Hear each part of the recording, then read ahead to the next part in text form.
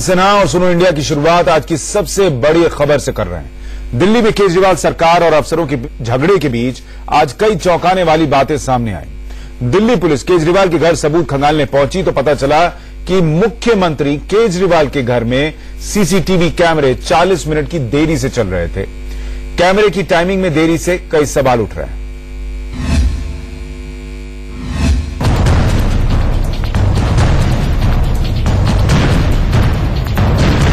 कैमरे 40 मिनट की देरी से चल रहे थे। कैमरे की टाइमिंग में देरी से कई सवाल उठ रहे हैं।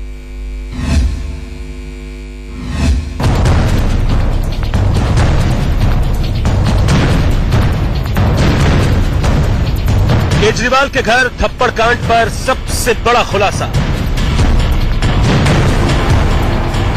सभी सीसीटीवी कैमरे 40 मिनट पीछे चल रहे थे। क्या सीएम हाउस में कैमरों के साथ छेड़खानी हुई?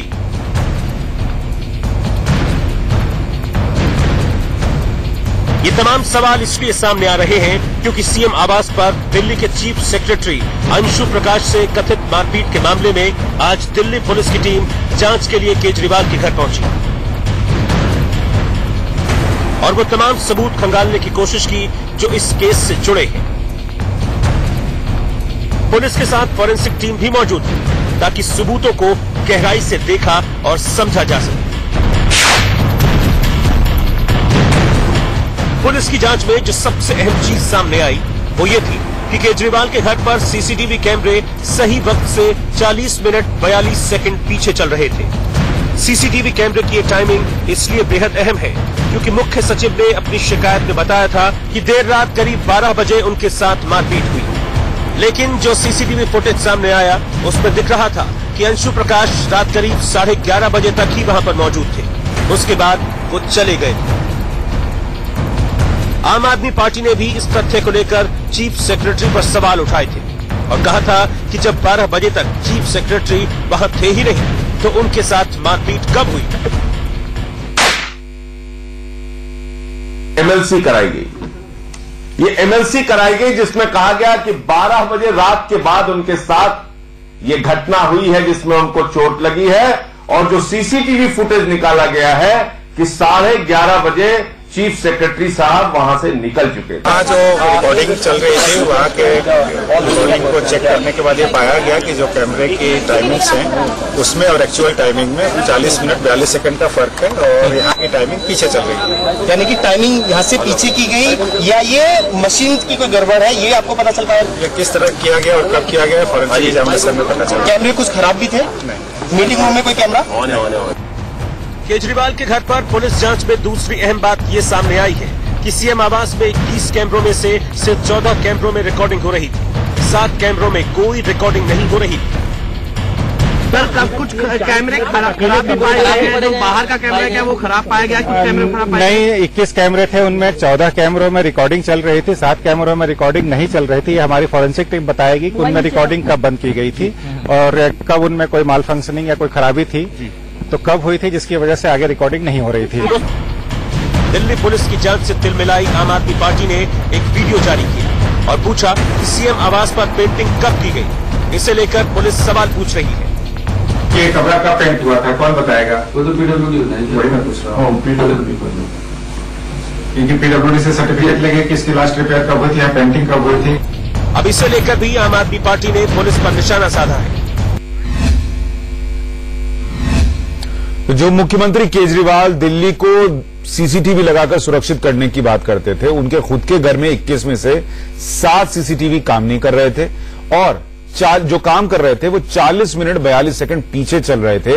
ये अहम इसलिए है क्योंकि इसी को आधार बनाकर आम आदमी पार्टी अंशु प्रकाश जो मुख्य सचिव हैं उन पर सवाल खड़े कर रही थी। सवाल यह है कि सरकार और अफसरों के झगड़े में दिल्ली वालों का क्या दोष है?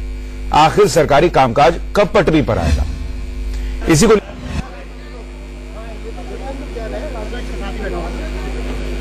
की मुलाकात हुई है।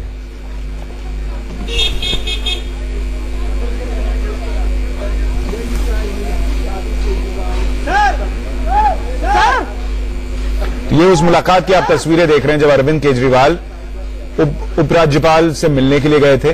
केजरीवाल अपने मंत्रियों के साथ राजनिवास में उपराज्यपाल अनिल बैजल से मिलने और पूरे मामले की जानकारी देने पहुंचे थे।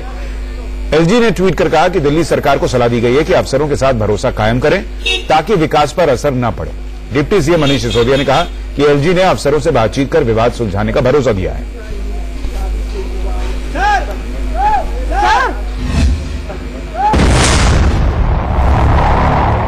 पिछले 2-3 दिन से दिल्ली की गवर्नेंस में जो इश्यूज चल रहे हैं उनको लेके हम सब चिंतित थे और आज एलजी साहब से मुलाकात की। सभी मंत्री गए थे, सीएम साहब गए थे।